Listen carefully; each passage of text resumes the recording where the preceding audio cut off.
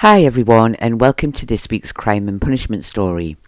This week I'm covering the story of William Rigg and the murder of Jane Rigg, which took place in December of 1888 at Sunderland. I hope you will find it interesting. I do want to add here that this is quite a long story, and I didn't actually realise quite how long it was going to be until I'd actually finished writing up all the details. So I hope you will stick with it till the end. But before I begin, can I just say, if you do enjoy this video, then please give it a thumbs up. And if you are new here or haven't already done so, then do please consider subscribing to the channel to help support the content we create. Thank you. It is completely free to subscribe. It doesn't cost you any money at all, but it really does help to support the channel. And I would just like to add, as I always do now, that I do record these stories live, so I do sometimes make mistakes, which I always try to rectify, so I hope this does not spoil your enjoyment of the video. William Rigg was born in Sunderland around 1862, possibly to parents William and Jane, and was one of at least 7 children. William worked as a forgeman, and he was known to have ill-used his wife on several occasions, and he had recently spent time in prison for assaulting her.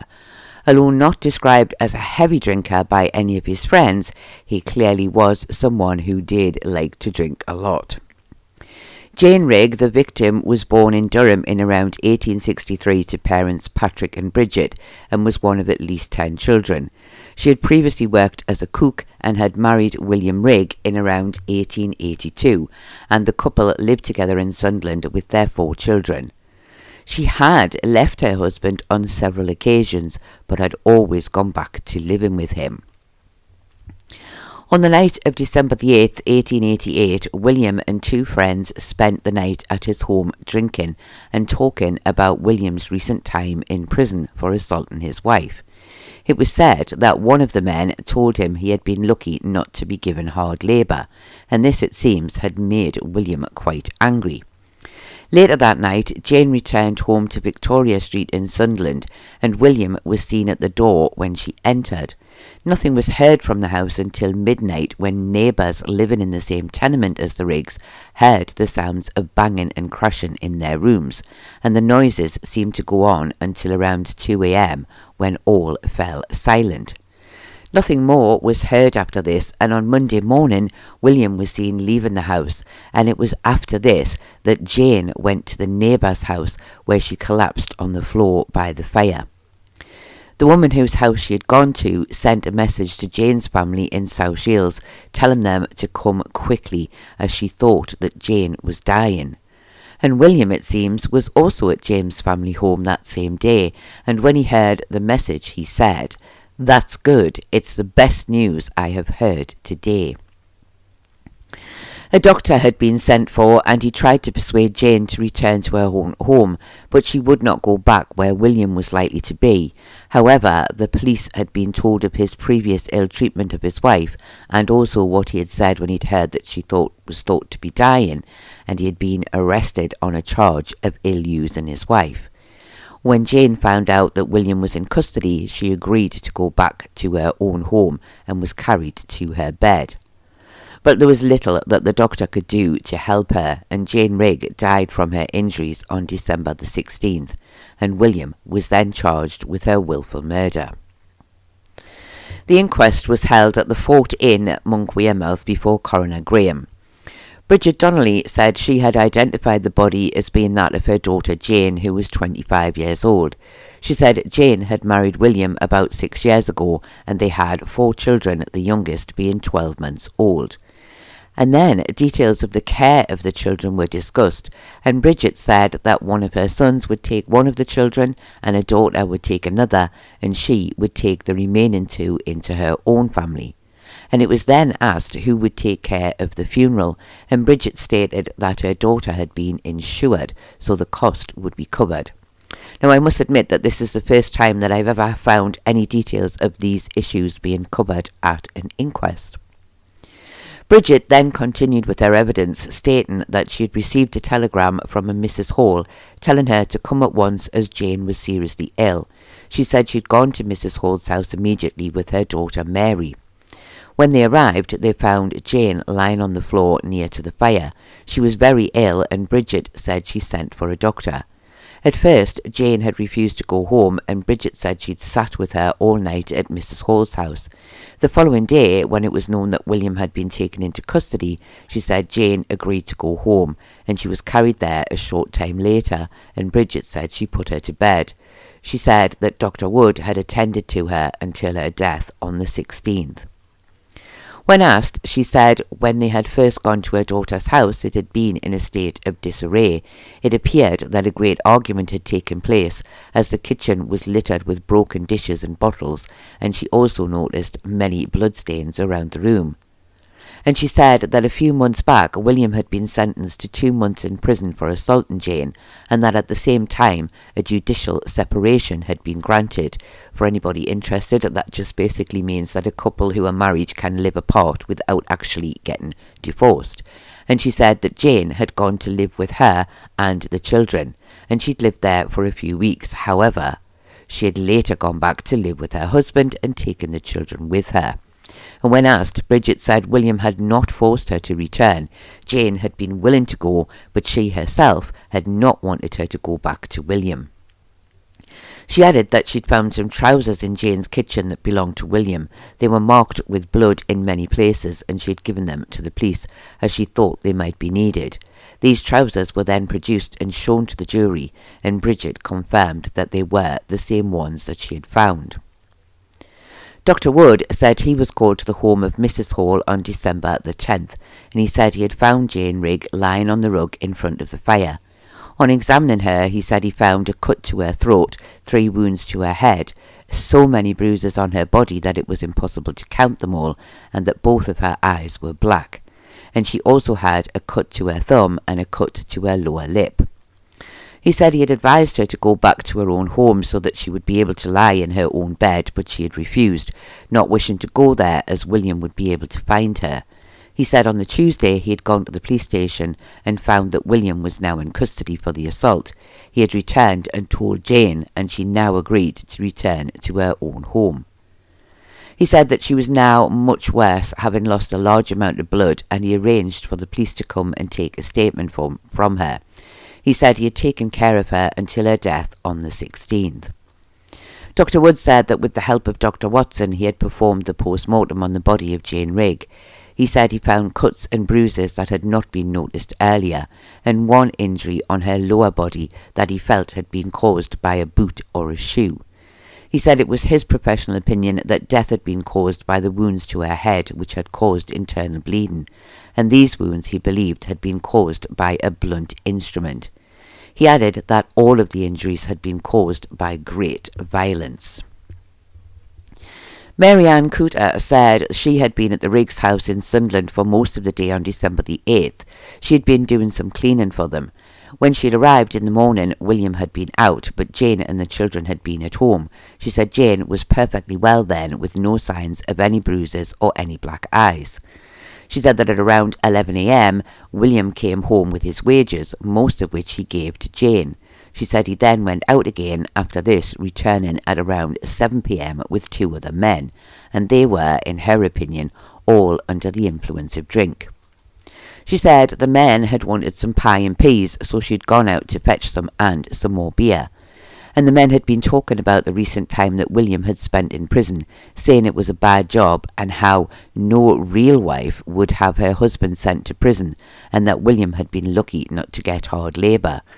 She said William did not seem happy while the men were talking, but she did not see or hear any conversation take place with his wife about it while she herself was in the house. She said when she left the home at around 9 p.m, the 3 men were still in the house, but Jane had gone out to buy the groceries for the family. She said at this time the house was clean and tidy, with no broken china or bottles on the floor, and certainly no blood splatters on the floor or walls. James Stafford of Sunderland said he had met William and another man named Aldridge in the 14 on the afternoon of December the 8th. He said they had a few drinks and then they went to William's home. He said he could not recall what time they arrived. He said someone went to fetch them some more beer. However, he seemed to think it had been William's wife who had gone for the beer. He said they had been talking about a man named Cook who was due out of prison in the next couple of days, and William said that he had done his own time of 2 months easily, as he had spent a lot of it in the prison hospital. James said he had told him it was a good job he had not got the treadmill. He said when he said this, Jane Rigg caught his eye and sort of winked at him, and he took this to mean that he should not talk about the subject anymore, so the conversation was changed. He said Jane went out shortly after this, and Mary left a little after her. He said they also left and went to one of the local public houses, and it was just before 11 p.m. They had a drink or two and were, as he described it, put out at closing time. He said they then went their separate ways. William, he thought, was a little worse for the drink, but he did not seem to be in a bad mood. He said he noticed the clothes that he was wearing. They were what he had worn for work, and they were clean, no signs of blood or anything else on them. Henry Aldridge of Monk Wearmouth gave very similar evidence to James. He spoke of going to William's home, of having beer and pie and peas. However, he did not seem able to remember any details of any conversations, nor did he mention going to the pub a little later in the night. Mary Robson said she lived in the rooms above the Riggs in Sunderland. She said in the early hours of December the 9th she heard the sounds of a woman shouting "no" or "oh" many times, and she also heard the sound as if something had fallen, and she heard a woman cry out as if in pain, frequently, until it all went quiet at around 2 a.m, and she did not hear any more after this. Robert Robson, a boy of 17 years, said Mary was his mother, and he also lived in the rooms above the Riggs. He said he also heard someone cry out from the Riggs home and the sound of some kind of scuffle, and as if something had fallen. He said he did not hear any more after around 2 a.m. Evidence was also heard from Jane Arkless and Mrs. Ledbetter, who both spoke of hearing noises and shouting from the Riggs home. Now, I have to admit I found this evidence rather odd, as Mrs. Ledbetter was married to a police officer, and yet she did not make any effort to find out what was wrong at the Riggs house, nor did she contact her husband about it. Jane Hall said she also lived in Victor Street in Sunderland. She said on Monday, December the 10th, Jane Rigg came to her house. She said she was very distressed and did not seem in good health. She came in and lay down on the mat in front of her fire, and she said she covered her with another rug.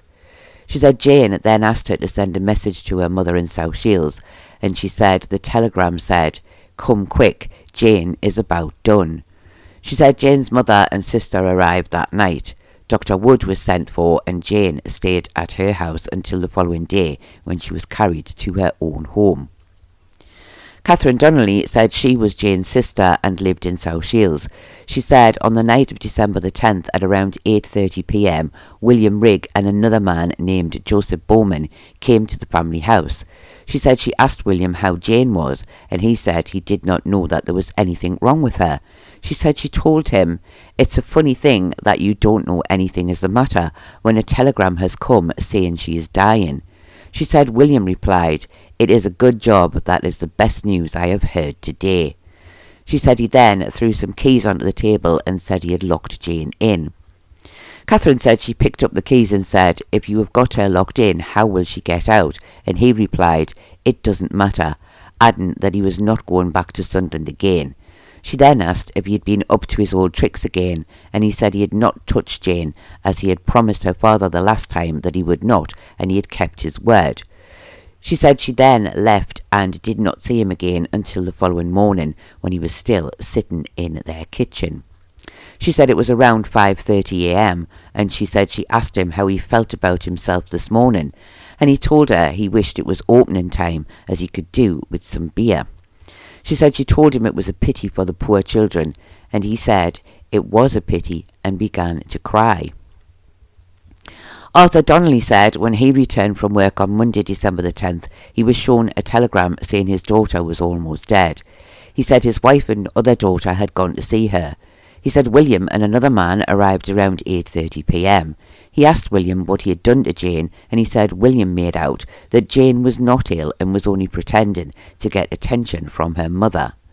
Arthur said he showed William the telegram, but William threw it on the fire without reading it, saying that he did wish that she was dead. He said the two men were then in his house all night. Now, I must add here, I found this really strange. Why would Arthur allow the men to stay in his home, especially William? He knew he'd previously attacked his daughter and had possibly done the same thing again, and yet he gave them free shelter for the night and did not throw them out or go for the police. Joseph Bowman said he met William on December the 10th at around 1 p.m. in Sunderland, and he went with him to South Shields. He said he did not know anything about the telegram and he did not see it. He said the following morning, he said William told him, "The police will be after me." He asked him why, and he said he'd had words with his wife. He did not say any more. He said they both returned to Sunderland that morning, and he did not see him any more after that. Mary Kelly said she was Jane's sister, and she had gone to Mrs. Hall's home with her mother after they had received the telegram. She said they found Jane very ill and a doctor had been sent for. She said she had returned to her parents' home the following day and saw William sitting in their kitchen. She asked him how he could sit there after what he had done to Jane. He asked her what it was he had done, and she said, "Did you not cut her throat?" And he replied, "If that has been done, she has done it herself. I will not live with her any more, but I will pay for her and the children." Sergeant Ross said he had been called to a house in Victor Street on December the 10th. Here he had found Jane Rigg lying on a mat by the fire. She had told him she had been abused by her husband, and he had gone to their home to find William. He said the door was locked and he was not inside. He said he went to the back of the house and was able to get inside from there. The house was in disarray. Broken dishes and bottles around the floor, and bloodstains on the walls and soaked into the floors. He found clothing belonging to Jane Rigg underneath a chest of drawers, and they were also covered in blood. And he also found 3 young children in the room in their night clothes. I must add here that no mention is made of what happened to the children after they were found, but at the very start of the inquest, it is stated, as we know, that the family were going to take care of them, so we do know that they were safe. Sergeant Ross said he had returned to the house the following day with PC Leadbitter and had found a knife which was blood-stained. He had also been given some trousers that belonged to William, and they were also blood-stained. PC Leadbitter said he had gone to the house with Sergeant Ross on the 11th. He had found a blood-stained coal rake and also the knife mentioned by Sergeant Ross. He said on the same day he found William Rigg in Sunderland. He said he had told him that he wanted him, and William asked what for. He said he told him for cutting and wounding his wife. He said William swore at him and called him a liar, saying, "No one saw me do it." He said William then asked if he could go into his house, and PC Leadbitter told him that he could. However, he tried to run out of the back door, and he said he chased and caught him in the back street, and William then punched him in the mouth. He said after this he took him to the police station and charged him with the assault, and William again said it was a lie and that he had done nothing. He said on the 16th he returned to the station to inform William of his wife's death and to charge him with the willful murder of Jane Rigg. He said William's only reply was to say, "It's a lie," 3 times over. Sergeant Atkinson said he had been called to the house to take a statement from Jane Rigg. On one occasion her husband had been present, but on another he had not been there. The evidence of Jane Rigg was then read to the jury. Her statements were often rambling and differed greatly. When her husband had been present, she claimed not to know how she'd been injured or how her throat had been cut, even going as far as to say that it had not been William. However, when he was in custody and she was free to talk, she said, "William told me everyone was against me for getting him 2 months in prison. He told me I would not get the chance to do that again. It will not be for 2 months, it will be for life. I asked him not to fight, do what is right, and I won't get you 2 months. William then struck me a blow to the face, and I fell and hit my head on the couch. I got up and tried to run for the door, but he had locked it. He then took a knife and came towards me. I said, "Please don't cut my throat for the sake of the bairns." He took no notice and held me down and began to try and cut my throat. I put up my hand to try and stop him, and he cut my thumb. He then hit me on the head with something, but I do not know what, and I passed out. I do not remember any more until I was in Mrs. Hall's house lying on the rug, and I do not remember how I got there. The coroner then spoke to the jury, saying that this was another sad case where once again alcohol played a big part. It would seem to him that William had, on more than one occasion, ill-used his wife, and although they had only discussed 2 of these situations, the sister of Jane Rigg said she had often been the one to bring the couple back together after Jane had left and been afraid to go back home. He said it was clear to see that the conversation about William's recent time in prison had been the beginning of the argument that followed later, but what happened that night no one knew for sure. It was obvious to all, he said, that no one but William had caused the death of his wife. And he ended by saying that he saw no evidence that would allow them, the jury, to reduce this case to one of manslaughter. The jury, after retiring for a very short time, returned a verdict of guilty of wilful murder against William Rigg, and he was committed for trial. Although it was stated at the inquest that the funeral of Jane Rigg would most likely be covered by her insurance, I did not find any details of this in the papers of the time, either at Sunderland where she lived or in South Shields where her family lived, and I also did not find any evidence of a headstone for Jane Rigg anywhere in the area. The trial took place in Durham of February 1889 before Mr. Justice Denham. William pleaded not guilty to the charge of murder. As is often the case, the majority of the evidence at the trial is the same as that given at the inquest, so I will only include the new information. Anne Leadbitter and Hannah Harkless both spoke of going to see Jane when she was lying on the mat in the home of Mrs. Hall. Hannah also said that Jane had shown her several cuts and bruises about her body. Both women said that Jane had looked seriously ill to them, and they did not think that she would live long. Charles Barker said he had been present at the home of Mrs. Hall when a statement had been taken from Jane Rigg. He said at the time her husband had been in the room, and Jane had said, "I do not know how I was injured." He said William then asked her, "Who has injured you?" and she replied saying she did not know again. He then asked her, "You are going to die, you say. Did I have anything to do with it?" And he said that Jane had replied saying, "You will never see me alive again. I know I am dying," and then ended, "Oh no, he never cut my throat." Charles said she also told William, "I am dying, Bill. Please take care of the bairns." He said after this she had asked the policeman, "Will he," meaning William, "be back tomorrow?" However, he did not say if she'd been given an answer.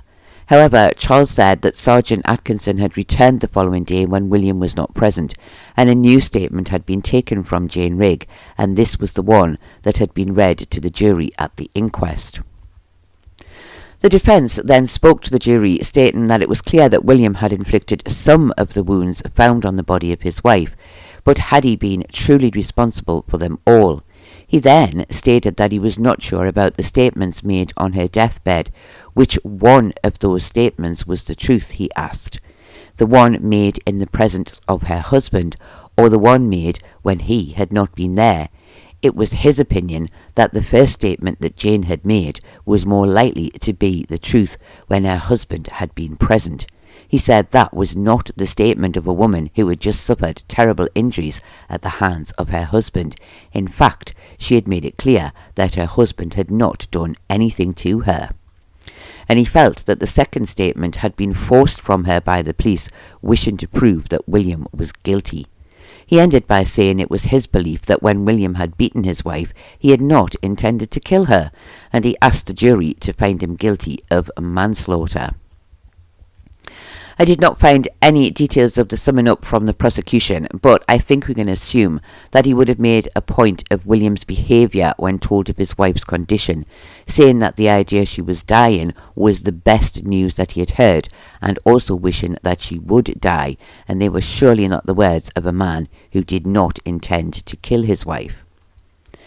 The judge, in summing up, said that if the jury were of the belief that when William attacked his wife he was aware that in doing so he was putting her life in danger, then they must find him guilty of murder. If, however, they felt there was any doubt that he had known this, then they must find him guilty of manslaughter. The jury retired for only 15 minutes before returning a verdict of guilty of willful murder against William Rigg. William was then asked if he had anything to say as to why sentence of death should not be passed on him, and William replied, "Only that I am not guilty of the crime. That is the man that done it." He then pointed at Sergeant Atkinson, who was standing close to the dock. The judge clearly took little notice of this outburst, and addressing William, he said, "You have been found guilty of a most dreadful crime, and the sentence of this court is that you will be hanged by the neck until you are dead, and your remains will be buried within the walls of Durham Prison."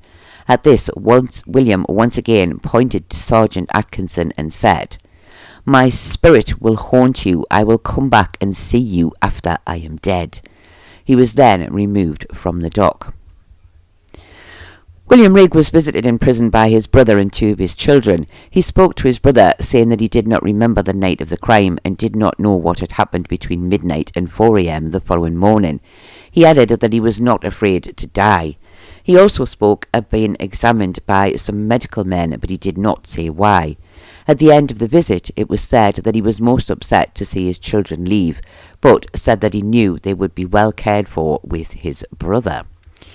It would seem that a petition had been set up after the trial in the hope of attaining a reprieve for William Rigg on the grounds of insanity. And after this, William Rigg was examined by 2 doctors, which is no doubt what he told his brother about. And although no evidence was given in any of the papers of the time, it was said that a reprieve was granted on account of his mental condition, and his sentence of death was commuted to one of penal servitude for life. William was later sent to Parkhurst Prison on the Isle of Wight to serve his sentence. However, he was released from prison in 1909 after serving just 10 years for the murder of his wife. Now, I cannot 100% be certain, as there were at least 2 William Riggs in the Sunderland area with a similar birth date, but it is possible that on his release from prison, William returned to the Sunderland area and that he possibly died in the 1940s. But I did not find any evidence of a headstone for William anywhere in the area. And I did not find much evidence of the couple's children after 1889, other than that one of the daughters was living with Jane's mother up until at least 1901, possibly later. This was another very strange case. William clearly was someone who seemed to ill-use his wife on a regular basis, and he had been in prison for it previously at least once. But after his conviction for murder, he was deemed to be suffering from insanity, yet no one seemed to have noticed this earlier. Jane Rigg also appears to have left her husband on several occasions in the past, but even when it was said that she was afraid to return, she had gone back to him every time, and sometimes with the help of her sister, who from her own evidence seemed to be keen to reunite the couple, even though she knew that her sister was being abused. And I actually can't understand why her sister would be willing or even want to do that. I also found it odd that one witness who was married to a police officer did not seem keen to get involved in the couple's late-night argument, as her husband would have been the ideal person to go to the house to see what was wrong, and perhaps if she had done this, Jane may have been saved. I do believe that the verdict of murder was the correct one. However, I am not sure if William truly was insane, or if he was suffering from the effects and withdrawal from his drinking prior to the murder. He also does not appear to have been sent to a criminal lunatic asylum, just being sent to a normal prison.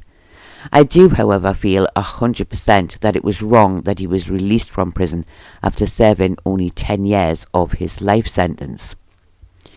But what do you think? Do you think that William was insane and did not know what he was doing when he attacked his wife? Or do you think he was simply too drunk to care? Do you think the jury was right to find him guilty of murder? And do you think it was right that his sentence was commuted to penal servitude for life? Or do you think that he should have been hanged? And finally, do you think that it was right that he was released after just 10 years, or should he have remained in prison until his death? Do please let me know your thoughts in the comments below. I do hope that you have found this very sad and tragic story interesting, and as I did say earlier, I did think this was going to be a long one, and I think it is actually one of, if not the longest stories that I have actually done since I started. So I do hope that you have stuck with it to the end, and I have to say, which it's not very often that I get the chance to say this, I am quite impressed because despite it being a very long story, I don't think I made that many mistakes, so I'm quite pleased with myself about that one. Anyway, I do thank you all very much for watching, and I do hope to see you all again very soon.